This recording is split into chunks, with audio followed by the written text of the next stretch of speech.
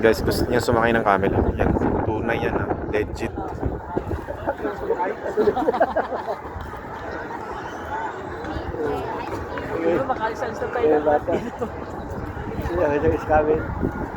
Tingnan mo yung po na.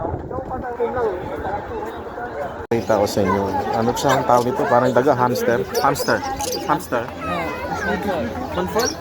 English? Hedgehog. Hedgehog. This one, how much this one? Daga yata yan. Hamster ang pangalan nun. Tawag nun. Di ba? Tanawan ni Dre guys. Na ako sa... Paano ba? Gusto na ako ng kuha na ako. Yung ibo. Yung langgaman na siya pula. Ano yung kinabuhi dito sa kuhan guys? Ang nightlife dito sa Qatar. Na-experience man lang na ano. Yung simpleng ano dito, ang tawag dito old souk. Ang old souk ay para siya kuhan ba? Ng daan nga merkado dito sa Qatar. Ano siya?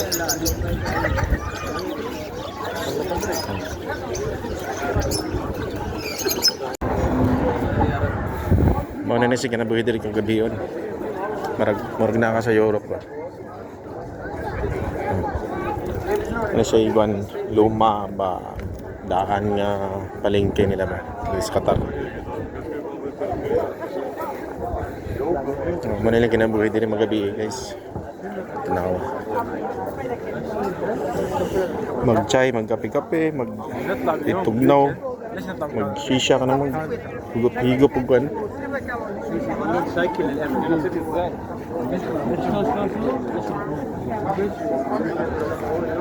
Di ba? Marang naka sa Europe lang. Pero namin sa Middle East, sa Arab countries.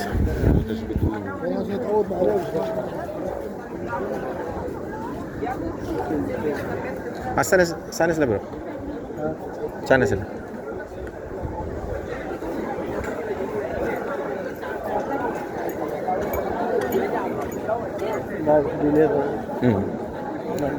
Pang souvenir. Ano siya yung night market dito sa Qatar guys, so di ba? Europe style lang gupod. Mag-shisha ang dami pero may budget, may kwarta din na lang. Video na lang para na ipang-upload. Di ba? Handa na siya. At least laag na muna din rin sa Qatar. Night market nila. Old souk ang meaning daan nga merkado or palengke, karaan nga palengke mo na sa tuwa or ano style. Pero wala rin nindot man. Kwartaan sila, mag-enjoy sila, magkape. Kaon, ilaw. Kami, labay rami. Kwentuhan, magod. Video lang ba? So, ano yung mga nightlife dito sa Qatar?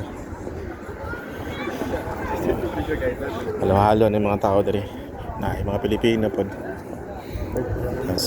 Basta more on mga Arab. Ano sila? Asa man tayo pa doon? Saan? Dito ba tayo dadaan? Sige.